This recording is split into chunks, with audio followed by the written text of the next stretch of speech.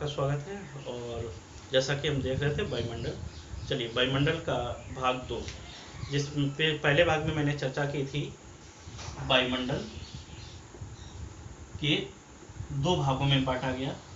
Number 1 था सममंडल, सममंडल, और दूसरा था बेटा विषम मंडल, विषम मंडल। सममंडल की मैंने ऊंचाई बताई थी 0 से लेकर 90 किलोमीटर तक, और इसकी ऊंचाई बताई थी 90 किलोमीटर से लेकर 10,000 किलोमीटर तक। आगे देखा था कि सममंडल को हमने 3 भागों में बांटा था। क्षोभ मंडल, नंबर 2 समताप मंडल, या इसी को ओजोन मंडल भी कहते हैं लोग, ओजोन मंडल। और तीसरा जो मैंने पढ़ा था वो था मध्य मंडल, मध्य मंडल, यानी 3 भागों में इसको बांटा था। वही दूसरी तरफ इसको 2 भागों में बांटा था। इसका पहला भाग था आयन मंडल और दूसरा भाग था बहिर्मंडल, बहिर्मंडल। तो दोस्तों आज हम चर्चा करेंगे एक एक करके सारे मंडल, जहां से बहुत क्वेश्चंस पूछे जाते हैं। तो हेडिंग डाल दीजिएगा क्षोभ मंडल। कौन सी हेडिंग डाल देंगे? क्षोभ मंडल, क्षोभ मंडल। ध्यान से देखिएगा, बहुत सारे क्वेश्चन पूछे जाते हैं बेटा। जैसे ये पृथ्वी है और पृथ्वी की सतह से लेकर, यानी 0 से लेकर 18 किलोमीटर, कहाँ 0 से लेकर 18 किलोमीटर, ये हम ऊंचाई होगी किसकी? क्षोभ मंडल की। लेकिन विषुवत रेखा पर, वहीं ध्रुवों की बात करें तो 0 से लेकर 8 किलोमीटर, ये ध्रुवों पर, यानी कि क्षोभ मंडल की जो ऊंचाई है विषुवत रेखा पर ज्यादा, ये मान लिया विषुवत रेखा है, तो यहाँ पे इसकी लंबाई जो पाई जाती है 0 से 18 किलोमीटर। अगर इधर हम ध्रुव मान लें इस साइड, तो यहाँ पे ये जो लंबाई है वो लगभग 8 किलोमीटर के आसपास होती है। ध्यान रखिएगा, ये पृथ्वी की सतह है और इसके ऊपर ये वायुमंडल है, वायुमंडल का क्षोभ मंडल, सबसे निचली सतह। ठीक है, ये मंडल जो है इसकी खास बात कुछ है, क्या है? सबसे भारी गैसें इसी मंडल में पाई जाती है, सबसे भारी गैसें पाई जाती हैं। अगला क्वेश्चन, सबसे ज्यादा गैसों का मिश्रण, यानी यहाँ पे कई प्रकार की गैसें, सबसे ज्यादा गैसों का मिश्रण भी कहाँ पाया जाता? यहीं पाया जाता है। आगे की अगर हम बात करें,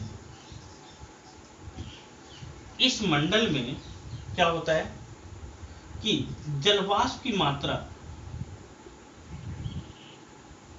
मात्रा सर्वाधिक पाई जाती है। दूसरी बात करें, धूल, धुआं, मिट्टी के कण भी इसी मंडल में पाए जाते हैं, इसी मंडल में पाए जाते हैं। आगे अगर हम बात करें, सारी मौसमी घटनाएं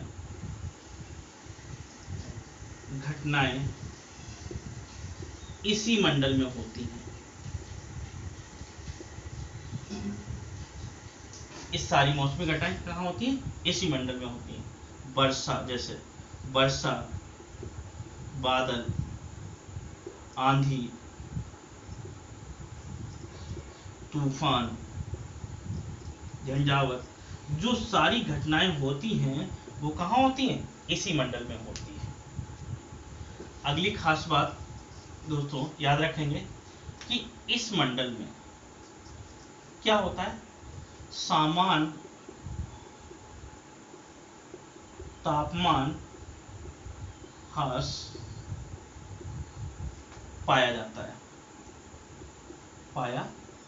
है।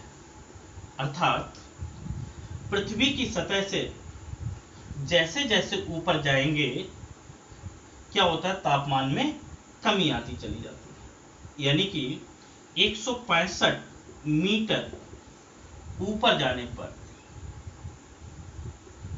पर 1 डिग्री सेल्सियस तापमान में कमी आ जाती है।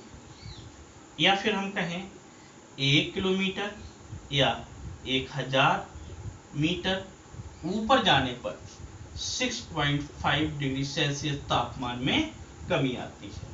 यानी कि क्षोभ मंडल में जैसे जैसे ऊपर जाते हैं तापमान में क्या होती है, गिरावट दर्ज की जाती है, जिसे सामान्य तापमान ह्रास कहा जाता है। ठीक है, इसका क्या फायदा है, जैसे पृथ्वी के चारों तरफ जो बादल बनते हैं, बादल निर्माण में सहायक है। बादल कैसे बनते हैं, धूल धुआं के कण जो उपस्थित होते हैं वायुमंडल में या क्षोभ मंडल में, वो आर्द्रताग्राही नाभिक का काम करते हैं। आर्द्रताग्राही नाभिक मतलब एक कण है, ये नाभिक की तरीके से काम करता है। ये गर्म होने के कारण क्या करता है, जल वाष्प जो की बूंदें जो होती हैं वो अपने तरफ चारों तरफ क्या कर लेता है, इकट्ठा कर लेता है। और जब इकट्ठा कर लेता है और ये जैसे जैसे ऊपर उड़ के जाता है जल वाष्प, और ऊपर जाने पर तापमान कम होता है, तो इसमें कंडेंसेशन संघनन की प्रक्रिया चालू हो जाती है। और संघनन की प्रक्रिया से क्या होता है, ये जल वाष्प की जो बूंदें होती हैं वो किसमें कन्वर्ट होने लगती है, वाष्प की जो बूंदें होती हैं गैसीय अवस्था से बूंदों के रूप में, यानी कि आर्द्रताग्राही नाभिक के चारों तरफ इकट्ठा होके एक गोल या एक बिंदु सा बना लेती हैं, या हम एक बूंद जैसा बना लेती हैं। और ये कई कण जब एक साथ इकट्ठे हो जाते हैं तो उससे बादलों का निर्माण हो जाता है। ठीक है ना। लेकिन अगर यही ऊंचाई लगातार बढ़ती चली जाए, इनकी जब ऊंचाई बढ़ती चली जाती है तो क्या होता है, एक ऊंचाई पर जाने पर ये तापमान इतना कम हो जाता है कि वो माइनस में चला जाता है। और माइनस में जाने पे क्या होता है कि ये बर्फ की, ये जो पानी की जो बूंदें हैं वो जम जाती हैं, और जम के क्या बन जाती है, बर्फ बन जाती है। और बर्फ बनने से ओले, जिस जो पृथ्वी पर ओले गिरते हैं वो भी कहाँ, ये क्षोभ मंडल की ही घटना है। क्षोभ मंडल पे ऊंचाई पर जाकर क्या होता है कि ये जलवाष्प, ये बादल जो होते हैं द्रव अवस्था से ठोस अवस्था मतलब बर्फ की अवस्था में बन जाते हैं, और फिर ऊपर से ये गिरने लगते हैं। जैसे बड़े बड़े पर्वत होते हैं, पर्वतों की चोटियों पर अगर हम बात करें, जैसे हिमालय पर्वत हो गया, किलिमंजारो पर्वत हो गया, इनकी चोटियों पर ऊपर क्या है, बर्फ जमी रहती है। एक हिम रेखा के ऊपर, हिम लाइन पर्वत की वह लाइन होती है किसी भी पर्वत जिसके ऊपर बर्फ जम जाती है। तो क्या है, वो जो लाइन होती है उसके ऊपर बर्फ कहाँ से जम जाती है, क्योंकि क्षोभ मंडल में ऊपर जाने पर टेम्परेचर कम होता जाता है, और टेम्परेचर कम होता जाने से क्या होता है कि जलवाष्प जो होती है वो किसके रूप में एकत्रित हो जाती है, बर्फ के रूप में। तो देखिए हिमालय पर्वत से सालों से खरबों अरबों सालें हो गई लगातार गंगा यमुना जैसी नदियां बह रही, लेकिन वो बर्फ कभी खत्म नहीं हो रही। क्यों खत्म नहीं हो रही, क्योंकि लगातार फिर से बर्फ वहां बनती रहती है, और क्षोभ मंडल की ये घटना के कारण ही वो कभी बर्फ खत्म नहीं होती है। तो हमें ध्यान रखना है कि बादल जो बनते हैं वो भी इसी वजह से बनते हैं। अगर ये तापमान ह्रास की दर ना होती तो वर्षा नहीं होती, बादल नहीं होते, और बर्फ पहाड़ों पर नहीं जमी होती। तो इनका हमें ध्यान रखना है। देखिए दूसरी अगर हम बात करें क्षोभ मंडल की, तो क्षोभ मंडल में क्या होता है कि क्षोभ मंडल की अगर हम आगे की बात करें तो पाते हैं कि इसमें सबसे ज्यादा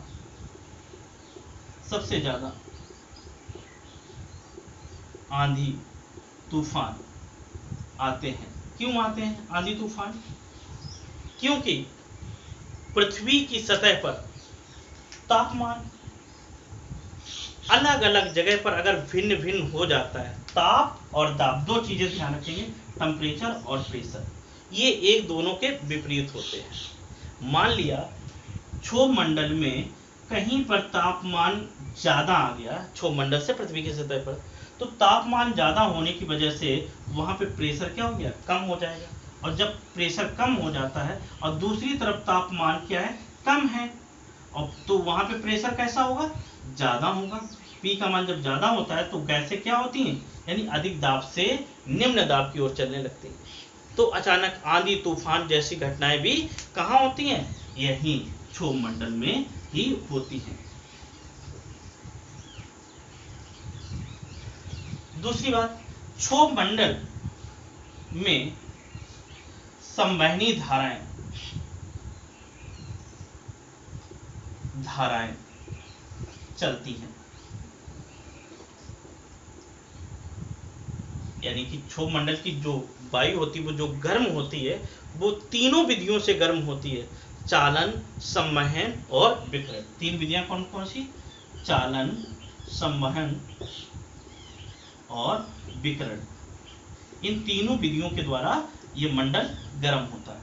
चालन आप जानते हैं कि जब क्या करते हैं, एक अणु ऊर्जा लेकर दूसरे अणु को दे देता है, दूसरा तीसरे को दे देता है, और इस प्रकार ऊर्जा एक स्थान से दूसरे स्थान तक को जाना चालन विधि कहलाता है। संवहन क्या होता है, जब अणु खुद ही चल के एक स्थान से दूसरे स्थानों में जाता है तो उसको संवहन। और विकिरण, जिसमें माध्यम की आवश्यकता ना हो, बिना माध्यम के ही ऊष्मा एक स्थान से दूसरे स्थान। तो इसमें क्या होता है, जलवाष्प उपस्थित होने के कारण क्षोभ मंडल में क्या होता है कि बर्फ, ये जल की बूंदें जो होती हैं वो ऊष्मा को एक स्थान से दूसरे स्थान तक ले जाती है, यानी पार्थिव विकिरण, यानी पृथ्वी का जो विकिरण है, यानी ऊष्मा को यहाँ से लेकर वो ऊपर जाती है, ऐसे जाते हैं, ऐसे ऊपर उठती रहती है। तो इसलिए क्षोभ मंडल को संवहनी मंडल भी कहते हैं। क्या कहते हैं इसको? संवहनी मंडल भी कहा जाता है। और सबसे ज्यादा इसमें मौसमी घटना होने का कारण विक्षोभ पाया जाता है, इसलिए इस मंडल को विक्षोभ मंडल भी कहते हैं। तो ये भी ध्यान रखिए। अगली बात अगर पूछ सकता है कि ये ऊंचाई जो होती है ध्रुवों पर कम क्यों और विषुवत रेखा पे सबसे ज्यादा क्यों? दोस्तों हमें पता है, अगर हम पृथ्वी की बात करें और ये नॉर्थ पोल और इधर ये हम साउथ पोल ले लें, तो क्या होता है कि सबसे ज्यादा जो सूर्य की किरणें पड़ती हैं वो कहाँ पड़ती हैं? कर्क और मकर के मध्य में। ऊपर ये कर्क है और ये नीचे मकर है और ये विषुवत रेखा। साल भर सूर्य क्या होता है, कर्क और मकर के बीच। टेम्परेचर ज्यादा है तो टेम्परेचर विषुवत रेखा पे ज्यादा होने के कारण गैसों में प्रसार होता है और गैसें क्या होती है, ऊपर तक पहुंच जाती हैं ऊंचाई। तो यहाँ पे जो दाब होता है वो कम होता है, क्योंकि यहाँ पे ताप कैसा है, ताप विषुवत रेखा पे ज्यादा होता है। ताप ज्यादा है तो दाब क्या होगा, कम होगा, तो गैसें फैली होंगी, अधिक ऊंचाई तक उठी होंगी। वहीं दूसरी तरफ ध्रुवों पर सूर्य की किरणें आसानी से नहीं पड़ती हैं, यहाँ पे बर्फ जमी रहती है, ठंडा स्थान रहता है, यानी यहाँ पे तापमान क्या होता है, तापमान कम होता है। तो यहाँ पे दाब कैसा होगा, दाब अधिक होगा। दाब अधिक होगा तो ये गैसें क्या होती, दबी रहती हैं, दब जाएंगी, यानी ध्रुवों पर ये दबी रहती हैं। ध्रुवों पर इस तरीके से अगर हम बात करें क्षोभ मंडल की, तो इस तरह से होता है कि यहाँ पे ध्रुवों पर इसकी ऊंचाई 8 किलोमीटर के आसपास, और जबकि यहाँ विषुवत रेखा के आसपास ये क्षोभ मंडल की ऊंचाई जो होती है वो 18। औसत अगर बात करें कि औसत ऊंचाई कितनी है, तो हम कह सकते हैं 14 किलोमीटर के आसपास क्षोभ मंडल की ऊंचाई। ये सबसे महत्वपूर्ण यानी पृथ्वी पे आवश्यक है जीवन के लिए इस मंडल को। अगला हम देखते हैं क्या है, समताप मंडल। समताप मंडल से पहले देख लेते हैं क्षोभ सीमा किसे कहते हैं। क्वेश्चन कई बार पूछा गया, क्षोभ सीमा। देखिए क्षोभ मंडल की जो ऊपरी लेयर होती है 1 से लेकर 1.5 किलोमीटर, यानी समताप मंडल के नीचे या क्षोभ मंडल के ऊपर 1 से लेकर 1.5 किलोमीटर का जो क्षेत्र होता है वो क्षोभ सीमा के नाम से जाना जाता है। और क्षोभ सीमा की खास बात क्या होती है, जो जेट पवनें होती हैं, जेट पवनें वो कहाँ चलती हैं, वो क्षोभ सीमा में ही चलती हैं। कई बार क्वेश्चन पूछा गया। दूसरी खास बात, क्षोभ सीमा में अगर हम तापमान की बात करें, तापमान यानी ध्रुवों के ऊपर क्षोभ सीमा पर इसका तापमान जो हो जाता है लगभग -45 डिग्री के आसपास पहुंच जाता है, -45 डिग्री। और वहीं अगर हम विषुवत रेखा के ऊपर बात करें, विषुवत रेखा पर क्षोभ सीमा में जो तापमान होता है -80 डिग्री सेल्सियस के आसपास पहुंच जाता है। ध्यान रखिए दोस्तों, यानी क्षोभ सीमा यानी कि क्षोभ मंडल के ऊपर क्या होता है कि ध्रुवों के ऊपर जो है वहां पे तापमान कितना पहुंच जाता है, -45 डिग्री सेल्सियस तक पहुंच जाता है। और जबकि विषुवत रेखा पर ये ऊपरी सीमा पर -80 डिग्री सेल्सियस तक पाया जाता है। चलिए आते हैं समताप मंडल। समताप मंडल जो है इसकी ऊंचाई कितनी है? 50 किलोमीटर तक इसकी ऊंचाई है, यानी क्षोभ मंडल के बाद 50 किलोमीटर तक इसको ये उपस्थित रहता है। समताप जैसा कि नाम है, समान, और ताप मतलब टेम्परेचर, तापमान। क्या होता है कि अगर हम बात करें पृथ्वी के ऊपर ये क्षोभ मंडल है, और क्षोभ मंडल के ऊपर ये समताप मंडल, कहाँ से? 50 किलोमीटर, ठीक है ना, ये 18 किलोमीटर विषुवत रेखा की अगर हम बात करें। तो क्या होता है कि ऊपर ये यहाँ तक करीब 20 से लेकर 25 किलोमीटर तक इस मंडल में तापमान समान रहता है, तापमान समान रहता है, चेंज नहीं होता है, इसलिए इसको समताप मंडल कहते हैं। और जब तापमान समान है तो यहाँ पर कोई भी मौसमी घटनाएं नहीं घटित होती, मौसमी घटनाएं नहीं होती, बिल्कुल आसमान साफ होता है। जब आसमान साफ होता है तो क्या होता है कि जेट पवन या जो होते हैं वायुयान वगैरह उड़ाने के लिए ये सबसे उत्तम मंडल होता है, क्योंकि साफ होता है, उत्तम मंडल होता है, सारे यहीं उड़ाए जाते हैं। लेकिन दोस्तों क्या है कि करीब वही 20 से लेकर 35 किलोमीटर की ऊंचाई तक इसी में ओजोन मंडल, ओजोन गैस की एक परत पाई जाती है। किससे? कहीं कहीं आपको 15 से 35 मिल जाएगी, कहीं 20 से 35, एक ओजोन गैस की परत पाई जाती है। इसी कारण इस मंडल को, यानी समताप मंडल को ओजोन मंडल के नाम से भी, ओजोन मंडल के नाम से भी जाना जाता है। ओजोन मंडल भी इसी को कहते हैं। ओजोन गैस क्या काम करती है कि पराबैंगनी किरणों से रक्षा करती है। पराबैंगनी किरणों से क्या करती है? रक्षा करती है। हल्के नीले रंग की गैस है, और इसको रोकने के लिए जैसा कि बताया था कि मॉन्ट्रियल प्रोटोकॉल हुआ था 1987 में, और ओजोन हल्के नीले रंग की गैस, लेकिन मनुष्य के संपर्क में आने से मनुष्य की मृत्यु भी हो जाती है। और दूसरा, ये पृथ्वी की उसी तरह से रक्षा करती है जैसे बारिश से हमारी छाता रक्षा करता है, यानी पृथ्वी का ये एक छाता होता है, ठीक है ना। अगर इसकी परत में लगातार छिद्र होता जाएगा तो पराबैंगनी किरणें आने से हमारी पूरी पृथ्वी में वनस्पतियां, जीव जंतु सब नष्ट हो जाते हैं, सारी वनस्पतियां की रक्षा होती, इसलिए ओजोन बहुत ही आवश्यक है। और पूछा जाता है इसके लिए हानिकारक कौन कौन सी गैसें हैं, तो सबसे प्रमुख CFC हो गई, फिर फ्रीऑन वगैरह हो गई जो रेफ्रिजरेटर से निकलती है। अगली बात, एक बात दोस्तों ध्यान रखिए, इस पूरे मंडल में तापमान समान नहीं रहता है। जैसे ओजोन गैस प्रारंभ हो जाती है, इस मंडल में तापमान में वृद्धि दर्ज की जाती है, वृद्धि दर्ज की जाती है। यानी ओजोन मंडल में क्या होता है, पराबैंगनी किरणें आती हैं तो इससे तापमान में क्या होने लगती? वृद्धि। अभी हमने देखा था क्षोभ मंडल की ऊपरी सीमा पर -80 डिग्री सेल्सियस टेम्परेचर था, और जो समताप मंडल के ऊपरी सतह तक पहुंचते पहुंचते 0 डिग्री सेल्सियस हो जाता है। यानी कि ओजोन मंडल में तापमान में क्या होने लगती है? वृद्धि होने लगती है। जबकि कुछ ऊंचाई तक, करीब 15 से 20 किलोमीटर ऊंचाई तक तापमान में कोई वृद्धि नहीं होती है। तो इसको हम क्या करेंगे? ध्यान में रखेंगे। अगली हम देखते हैं समताप मंडल के बाद में मध्य मंडल।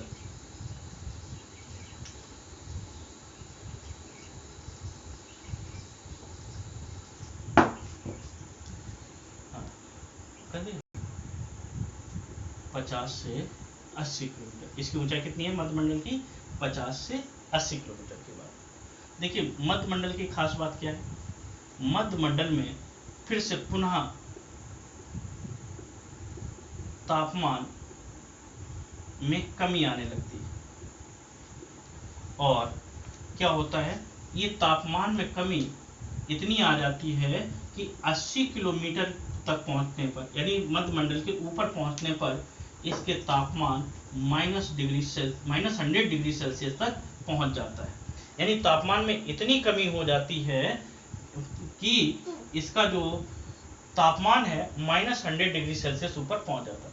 अर्थात पूछा जाए कि पूरे वायुमंडल की सबसे ठंडी मंडल कौन सा है, तो सबसे ठंडा मंडल यही है मध्य मंडल। मध्य मंडल ध्यान रखेंगे। अगली खास बात इसके बारे में याद रखेंगे कि जो अंतरिक्ष से आने वाले उल्का पिंड, आकाशीय पिंड, जो छोटे छोटे टुकड़े होते हैं, वह इस मंडल में आकर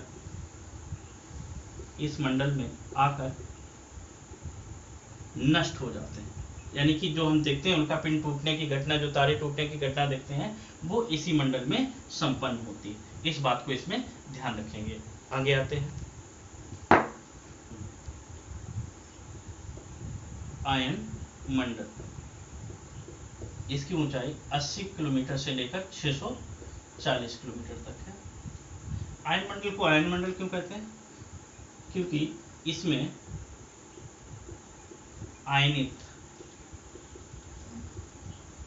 गैसों के अणु पाए जाते हैं। आयनित अणु होते हैं गैसों के। यहाँ पे भिन्न भिन्न प्रकार की हल्की गैसें हैं, उन सब ऑक्सीजन की कुछ मात्रा है, हाइड्रोजन है, नाइट्रोजन है, इत्यादि गैसें के कैसे कड़े अणु, आयनित अणु पाए जाते हैं। आयन मंडल की खास बात यह है कि जितना भी रेडियो संचार तरंगें होती हैं, यानी रेडियो तरंगें इसी मंडल से वापस आती हैं, पृथ्वी पर वापस आती है। इसको कई भागों में बांटा गया, जैसे डी लेयर, ई लेयर, एफ लेयर, जी लेयर। यानी कि आयन मंडल को कई लेयरों में बांटा गया। डी लेयर, ई लेयर, एफ लेयर, जी लेयर। ऐसे कोई क्या होती कि रेडियो की लघु तरंगों को वापस करता है, कुछ मध्य तरंगों को वापस करता है, कुछ दीर्घ तरंगों को वापस करता है। ये इनके काम होते हैं। दूसरी बात है, सबसे ज्यादा ध्यान रखने वाली बात है कि आयन मंडल में क्या होता है कि कण आयनित होने के कारण, कणों के आयनित होने के कारण एक घटना घटित होती है जो उत्तरी ध्रुव और दक्षिणी ध्रुव से आसानी से देखी जा सकती है, जिसको बोलते हैं क्या, अरोरा ऑस्ट्रियालिस और अरोरा बोरियालिस। अरोरा ऑस्ट्रियालिस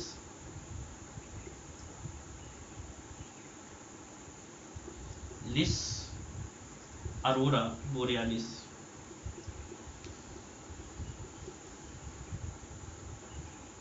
दो घटनाएं घटित होती हैं, अरोरा ऑस्ट्रियालिस और अरोरा बोरियालिस।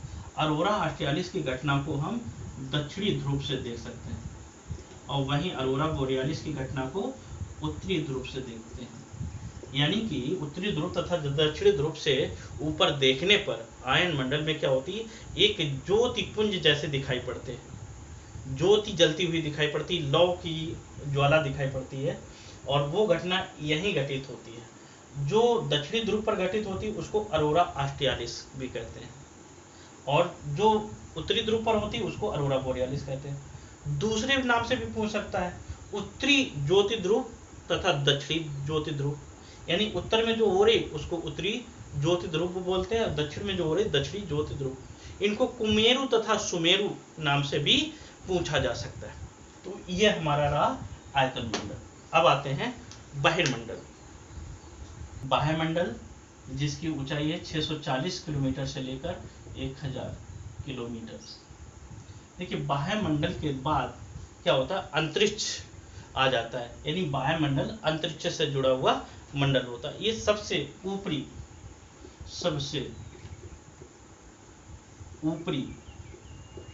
मंडल है। यह अंतरिक्ष से जुड़ा होता है। अगली बात है, इसमें सबसे हल्की गैसें जैसे हाइड्रोजन तथा हीलियम उपस्थित रहती हैं। हाइड्रोजन तथा हीलियम जैसी गैसें उपस्थित रहती हैं। अगली इसकी खास बात यह है, हाँ, जितने भी कृत्रिम उपग्रह होते हैं, कृत्रिम उपग्रह वह इसी मंडल में स्थापित किए जाते हैं, इसी मंडल में स्थापित किए जाते हैं।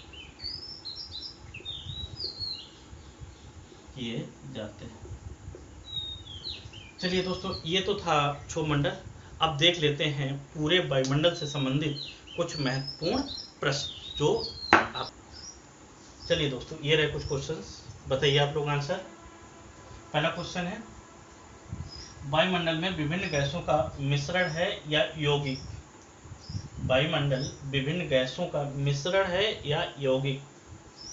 तो बताया है आपको कि ये मिश्रण है, मतलब निश्चित मात्रा में नहीं है गैसें, क्योंकि भिन्न भिन्न चीजें मिली हुई हैं। अगला क्वेश्चन है, पृथ्वी का औसत तापमान क्या है? कितना बताया था, बताइए जल्दी से, बहुत जल्दी बताएंगे। 15 डिग्री सेल्सियस। पृथ्वी के साथ वायुमंडल किस कारण टिका है? क्या कारण है? गुरुत्वाकर्षण। गुरुत्वाकर्षण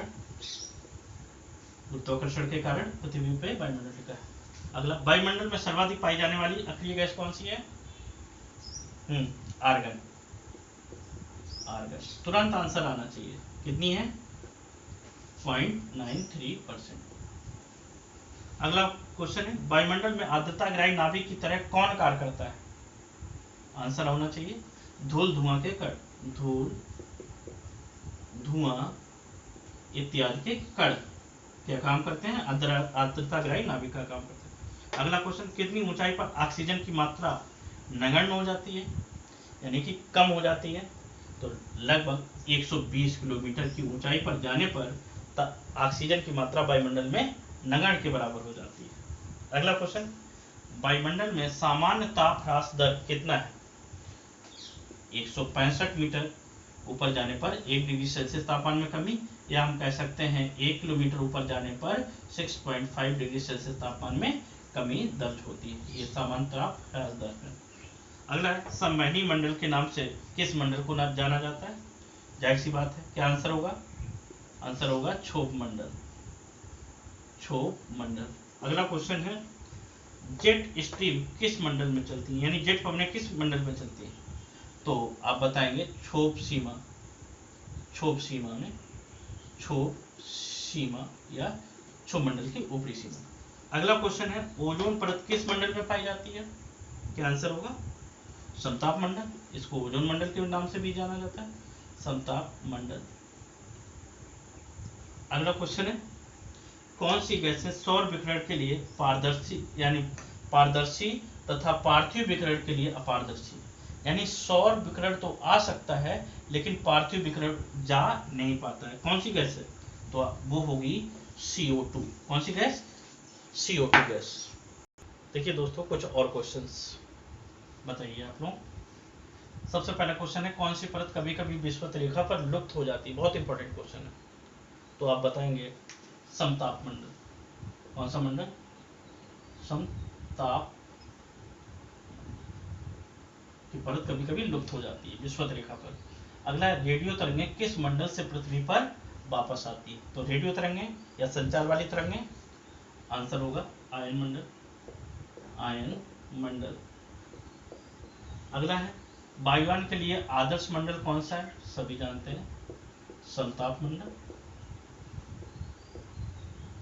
अगला क्वेश्चन है, समस्त मौसमी घटनाएं किस मंडल में होती हैं?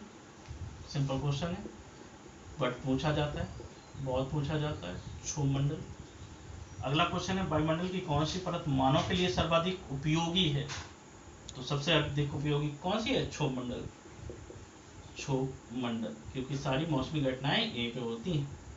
अगला है, समताप मंडल की ऊपरी सतह पर तापमान कितना होता है? समताप मंडल की ऊपरी सतह पर, ध्यान रखिए, समताप मंडल क्षोभ सीमा के ऊपर पहुंचते पहुंचते विषुवत रेखा पर क्या होता है -80 डिग्री सेल्सियस, जबकि ध्रुवों के ऊपर -45 डिग्री सेल्सियस बताया था। लेकिन क्या होता है समताप मंडल में नीचे 20 किलोमीटर तक क्या होता है तापमान समान रहता है। फिर उसके बाद ओजोन मंडल जब चालू हो जाता है तो ओजोन मंडल में ताप बढ़ना चालू हो जाता है, अर्थात माइनस से लेकर धीरे धीरे -80 से लेकर धीरे धीरे कहाँ पहुंच जाता है 0 डिग्री सेल्सियस तक। तो आंसर क्या होगा 0 डिग्री सेल्सियस के आसपास। आयन मंडल की किस परत से दीर्घ रेडियो तरंगें वापस आती है? जो डी, ई, एफ, जी ये परतें हैं उसमें से डी लेयर जो होती है, यानी डी लेयर जो है या डी परत जो है वहां से कौन सी दीर्घ रेडियो तरंगें वापस आती हैं? आंसर होगा डी लेयर। वायुमंडल का 50% द्रव्यमान कितनी ऊंचाई तक, यानी पूरा जो वायुमंडल है उसका जो द्रव्यमान है उसका 50% तक किस ऊंचाई तक है? तो याद रखिए 6.5 किलोमीटर ऊंचाई के आसपास तक सारा द्रव्यमान है।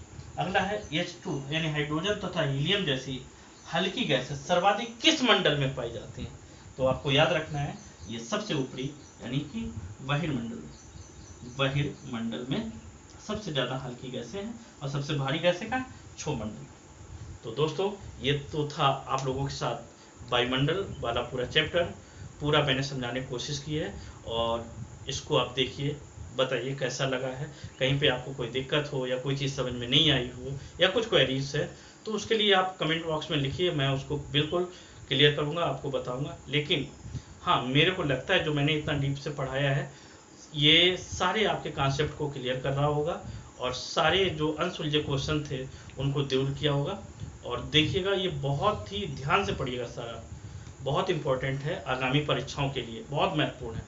चलिए दोस्तों, जय हिंद, जय भारत।